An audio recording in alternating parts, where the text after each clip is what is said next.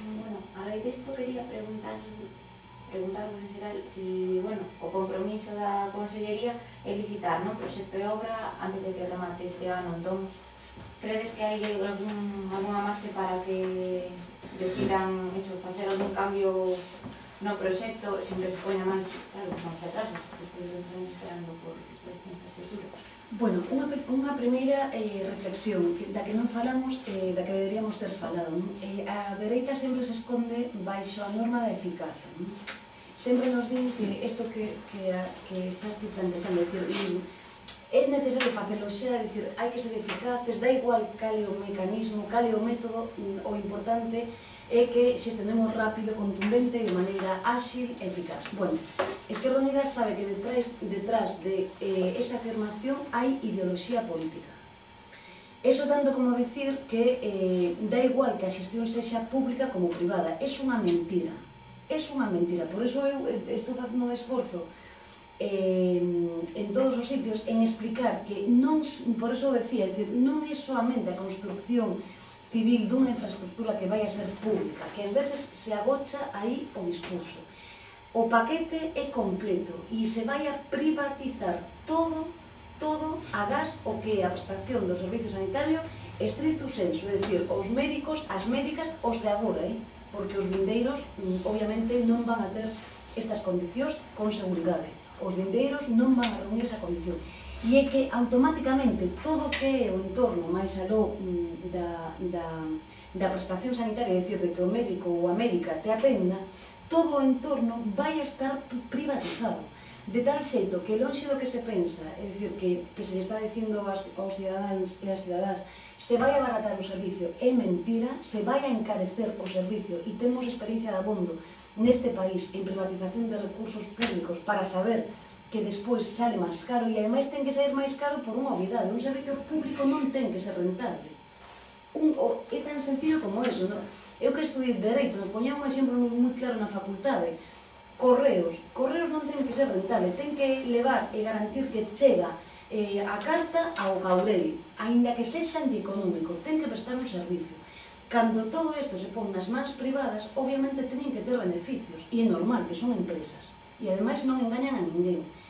E desa maneira, se temos que facer unha analítica con 50 probas que son moi caras, obviamente se vai a facer somente unha analítica porque obviamente costa pasta para a nosa sanidade que debe ser pública. Por lo tanto, Izquierda Unida non quere entrar nas prisas da eficiencia, ni moito menos, o que quere é que a rede sexa completamente pública. Isto é o que pedimos. E ademais que nos momentos de crisis, é dicir, ata é unha política puramente keynesianista, é dicir, a invertir no gasto público para azuzar a economía, é dicir, que nin é marxismo, é puro keynesianismo, é dicir, sermos capaces dende aí para azuzar no sector da construcción a obra civil, pero obviamente tamén despois ser capaces de mantener na rede pública todos os servicios para tamén ser capaces de xenerar emprego público e de calidade. E repetimos, nunha área básica e fundamental, como é a saúde, que non pode estar suxeita aos beneficios empresariais. Por lo tanto, este é un pouco o debate que se esconde detrás, o da eficiencia, no que ás veces cae tamén, por iso decíamos ao principio, os tres compañeros creo que o decíamos, o lamentable aquí é que o bipartito tivo unha oportunidade para rachar co modelo que traía tras de sí, non rachou con esa política económica que, por chamarla amablemente, foi poderosamente socialdemócrata cara á dereita. Obviamente se mantiveron nese modelo e ademais crearon unha empresa que se chamaba Galaria, con un éxito social que o tiña clarísimo, que era buscar financiación privada para a sanidade pública. E eu convido, porque están nas últimas entrevistas da que foi exconselleira, da que é exconselleira de Sanidade, cito un medio, creo que o país, que o decía con claridade.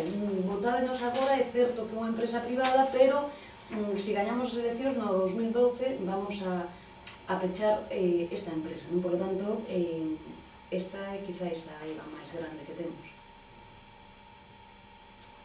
Vale, e despois quería preguntarte outra cousa que non ten que ver, pero bueno, aproveitando a tua presenza, como se seguiron os datos do paro, pois bueno, un pouco como os valorades, porque mira que son un pouco optimistas, tamén tenen a inercia do verán, entón non non sei como os vedes.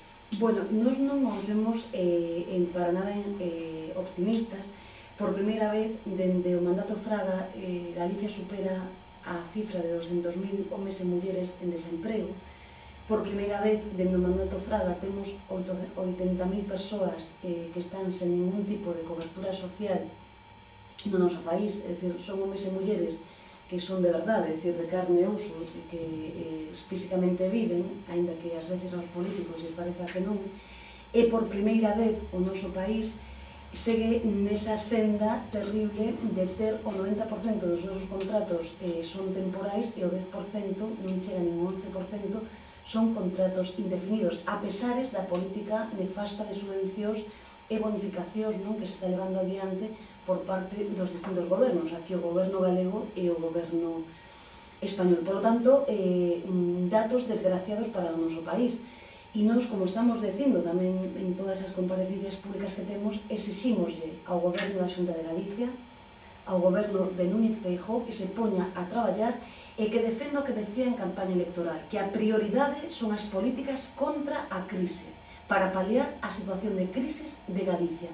E en segundo lugar, ademais, o que lle pedimos ao señor Núñez Feijóo, que ante estas cifras perversas que condicionan terriblemente o futuro do noso país como tal, lle pedimos, obviamente, que poña todos os esforzos, que reconduza a política orzamentaria, falaba ao principio, é dicir, as tres expulsións máis importantes por decrecemento nos orzamentos son o ensino público, a sanidade e esa outra peza que decía o señor Feijóo, non, sube na parte social. É mentira.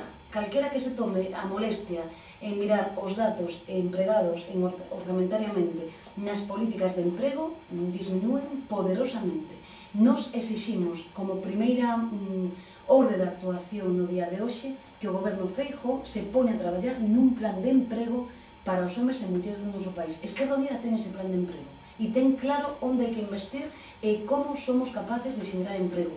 O que pasa é que a política de Núñez Feijóo é perigosa, é dicir, se vos dades conta, non somos defensores de que en tempos de crisis, se antes falaba unha medida keynesiana, como é investir no gasto social, como a modo de axitación da economía privada, por decirlo así, obviamente non somos defensores de que en tempos de crisis, sempre, pero en tempos de crisis, hai que pular polas políticas públicas de emprego.